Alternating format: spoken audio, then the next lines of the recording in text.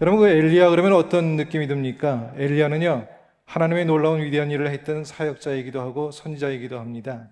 또 바알의 선지자들과 싸워서 무너뜨렸던 믿음의 사람이기도 하고요. 이랬던 엘리야가 지금 광야의 로뎀나무 아래서 뭘 구하고 있다고요? 죽기를 구하고 있는 것을 보게 됩니다. 자, 그것이 이제 4절의 말씀이죠. 여호와여, 넉넉하오니 지금 내 생명을 거두시옵소서. 그러니까 이런 상황 가운데 있을 때에도 하나님이 그를 책망하지 않으시고요, 먹이시고 다시 깨우시고 일으키시는 것을 보게 되더라, 그 말씀입니다. 자, 오늘 우리가 이 말씀을 통해서 죽을 만큼 힘든 그 자리에서 하나님께서 어떻게 우리를 회복시키시는지, 오늘 말씀을 통해 위로를 받고 다시 내 삶의 자리 가운데 일어날 수 있는 믿음의 힘을 가질 저와 여러분 되기를 주님의 이름으로 축복합니다. 제일 먼저는요, 절망 너머에 계신 하나님을 바라보는 일이다 라고 하는 말씀입니다. 자, 오늘 본문의 사건을 통해서 우리에게 주는 핵심적인 메시지가 있습니다. 엘리야가 왜 낙심하고 절망했느냐 라고 하는 것이죠. 그리고 이 낙심과 절망을 어떻게 극복할 수 있었느냐 라고 하는 것입니다.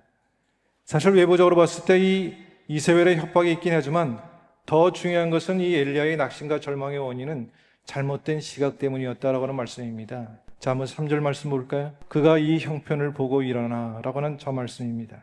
엘리야가 문제에 부딪혔을 때, 어려운 상황에 처하게 됐을 때 제일 먼저 한 행동이 무엇이라고요? 그 형편을 보고 일어났다는 얘기입니다. 이세벨에게 잡혀 죽게 될 것이라고 하는 그런 상황을 살펴보았다라고 하는 것이죠. 보기는 잘 봤어요. 그런데 잘못 보았다라고 하는 겁니다. 더 정확하게 말씀드리면 정말 죽게 될 상황이 아니라 자기가 그렇게 보고 자기가 그렇게 판단하고 있다라고 하는 말씀이죠. 엘리야가 정말 죽을 상황이냐라고 하는 겁니다. 아니잖아요. 갈멜살 싸움으로 인해서 모든 백성들이 지금 누구의 편이 되었습니까? 엘리야의 편이 되지 않았습니까? 오히려 상황은 누구에게 유리하다고요? 엘리야에게 유리하겠죠. 자, 엘리야만 그렇습니까? 오늘 우리의 모습은 어떨까요? 우리가 하나님 잘 믿는다고 하다가 어느 날 힘들고 어려운 일을 만나게 됐을 때 그때 하나님이 보이지 않는 겁니다. 그러다가 뭐라고 얘기하는지 아십니까? 죽겠다고 얘기하는 거예요. 그래서 우리가 문제를 만났을 때 그 문제를 문제로 보지 말고 하나님의 축복의 디딤돌로 볼 수 있는 저와 여러분 될 수 있기를 주님의 이름으로 축복합니다. 자, 두 번째입니다. 내 시선을 내려놓고 하나님의 시선으로 보는 일입니다. 자, 엘리야가 하나님께 이야기합니다. 오직 나만 남았다고 말이죠. 그저 하나님께서 말씀하시죠. 바알에게 무릎 꿇을 자는 7,000명이 있다라고 그렇게 말씀하셨어요. 엘리야는 지금 자기의 시선으로 세상을 해석을 하고 그 시선이 외로움과 절망을 보여주고 있지만 하나님의 시선은 남아있는 가능성과 공동체의 희망을 보여주고 있다라고 하는 사실입니다. 자, 어떤 환경에 있든 어떤 문제가 있든 그것을 해결하시는 이는 누구시라고요? 하나님이시다라고 하는 겁니다. 우리가 할 일은 무엇이에요? 충성된 마음으로 변함없이 하나님을 잘 믿음으로 섬기는 그 일은 누구의 일이고요? 나의 일이다라고 하는 말씀입니다.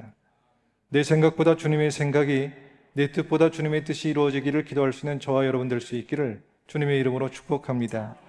자, 세 번째입니다. 상황이 아니라 말씀으로 해석하라라고 하는 겁니다. 자, 여러분들이 지금까지 살았던 인생의 삶의 길들 가운데 여기까지 어떻게 왔습니까?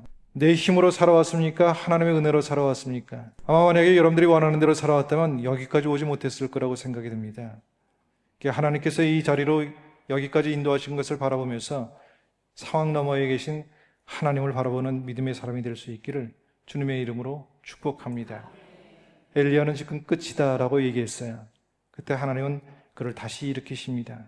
일어나 먹으라, 내가 길을 이기지 못할까 하노라. 다시 걸을 힘을 주시는 것을 보게 됩니다.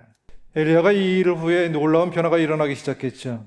자, 그동안은 그가 일만 했다면 이 일 후에는요, 하나님께서 엘리야에게 무엇을 주시면 사람을 세우는 사명을 주시는 것을 보게 됩니다. 내 인생의 삶의 자리가 많이 힘들었다고요? 어려웠다고요? 고통스럽다고요? 죽을 만큼 힘들었다고요? 하나님 나에게 주시는 사명이 있어서 그런 겁니다. 어떤 사명이요? 사람을 세우는 일, 사람을 살리는 그 일을 내게 맡기시기 위해서 그 아픔과 어려움을 주셨다. 그렇게 믿습니다. 자기를 알고 자기의 연약함과 부족함을 아는 사람, 자기의 힘으로는 아무것도 할 수 없음을 인정하는 그 사람을 하나님은 사람을 세우기를 원하고 그 사람에게 그 일을 맡기고 계시다. 그 말씀입니다. 우리가 오늘 이 시간 믿음으로 결단할 수 있기를 바랍니다. 우리가 살아갈 때 절망 너머에 계신 하나님을 바라볼 수 있기를 바라겠고요. 내 시선을 내려놓고 하나님의 시선으로 바라볼 수 있기를 바라겠고요. 상황이 아니라 말씀으로 해석하는 믿음의 삶을 살아갈 수 있는 저와 여러분 될 수 있기를 주님의 이름으로 축복합니다. 이 은혜를 누리고 살아갈 때 우리의 인생과 삶이 넉넉하게 이해하시는 하나님의 깊은 사랑이 우리 가운데 가득히 담겨질 것이라 믿습니다. 놀라운 하나님의 은혜와 사랑이 우리 가운데 가득히 넘쳐 나갈 수 있기를 주님의 이름으로 축복합니다.